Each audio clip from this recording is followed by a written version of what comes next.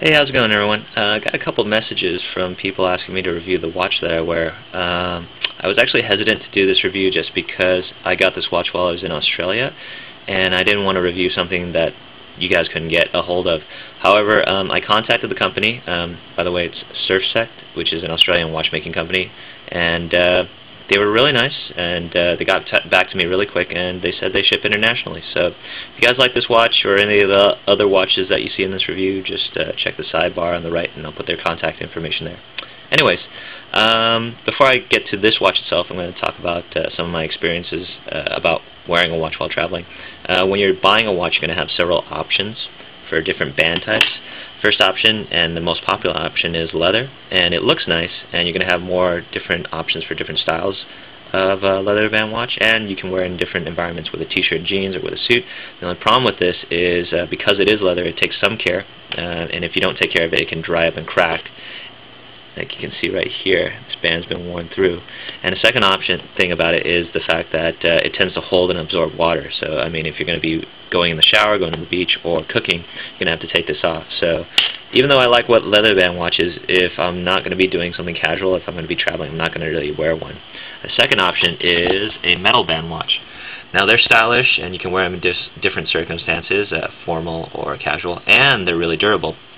The only problem with metal band watches, if you'll see, all the metal band watches, the bands are made of these linking parts, and depending on how rough you are with your gear, sand and dirt and salt water can get in these little cracks, and every now and then you're going to have to brush it out with a toothbrush.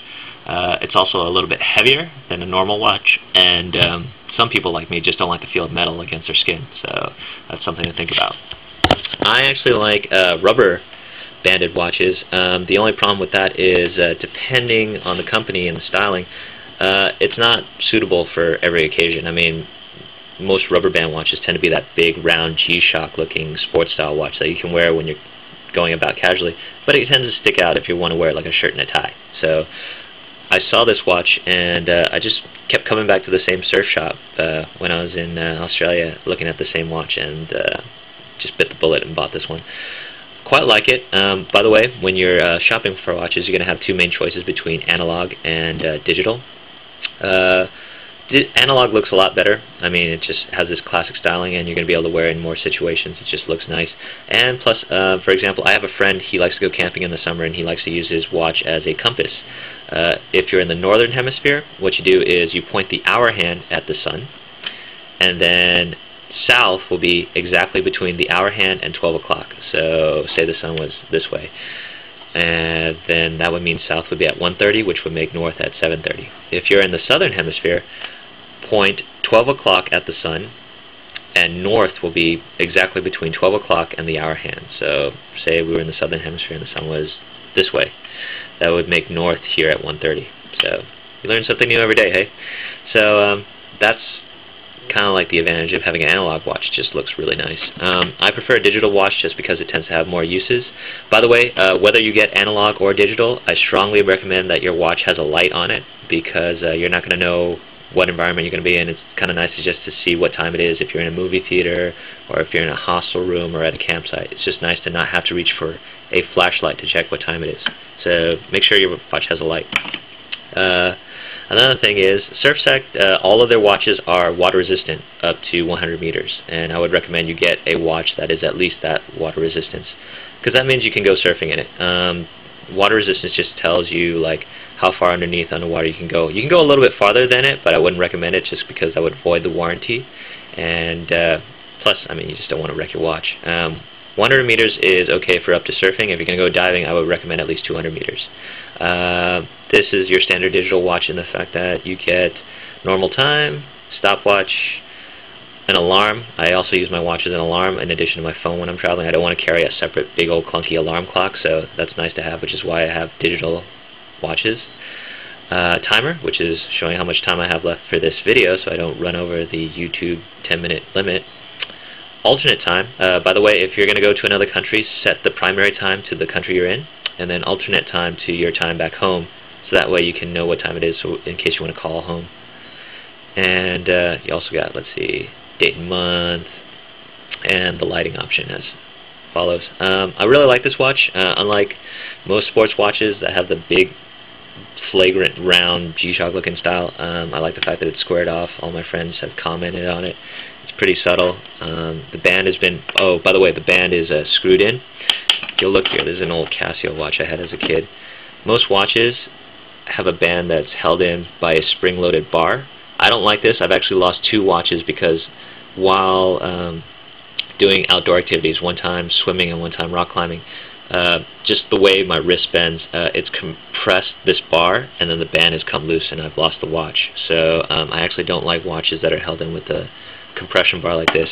If you have a choice, I would much prefer having a band that is screwed into the watch so that you can have it secure and not have to worry about it coming off. Or, like in a leather cuff watch like so, have the band just be one single piece. I would infinitely prefer that to having something that's held in by a bar. But yeah, this watch has been really durable. I mean, really durable. Oh, by the way, metal band right here that holds in the strap. Some of the cheaper watches, they'll use a rubber band instead of a metal one. See if you can get a metal one instead. For example, you'll just, I mean, look at some of the wear and tear on the band here on the leather watch. I mean, it's going to go through a lot of abuse, so you can make sure that this band is made out of metal. But yeah, I love this watch. I mean, I was surprised at like the quality and the craftsmanship, just because most watches I buy just tend to fall apart, and this one has held up pretty well. It's gotten some scratches, but it works perfectly fine, and I abuse my gear pretty bad. So who, like SurfSect, knows their watches. I mean, they know how to make quality stuff. The only thing I don't like about it is the fact that the logo is pretty big right here. I would much rather have this plain black, and unfortunately the logo is impregnated into the rubber, so I can't really scratch it out. But that's fine. It's not a really big issue, and I like the fact that the digital front is black instead of a white, so that if I'm wearing it, it's not really apparent that this is a digital watch. I mean, from the side, this could be just a normal watch. So I mean, I wear this when I'm wearing like a shirt and a tie, and it's not really a problem. So yeah, let me just give you a quick look at the website. So this is the SurfSect website. Sorry, my zooming function is locked in on up close. So if you'll go to their website, which I'll put the link to on the right-hand side, you can get the 2006, 2007 models, catalogs for men and women's watches. And we get a little blurb here. They've been around for 25 years, and all their watches have a 5-year warranty. Since this is an Australian company, notice that all the watches here, here's mine on the old 2007 catalog, all the prices are in Australian dollars. Last time I checked, I think it was $1.24 or $1.25 Australian to the American dollar, so knock off 20%. So, for example, a $50 watch would actually be $40 American. But then once you factor in shipping, it should be about the same price. So, just give you a quick look here. Some of the styles of watches that they have here. This is an old catalog. Give you some of the women's styles watches.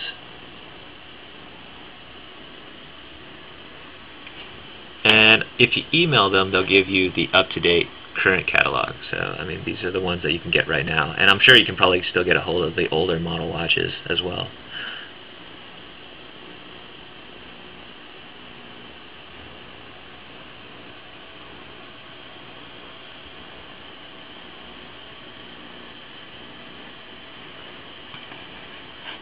And let me just click on the women's catalog, give you guys another look at that.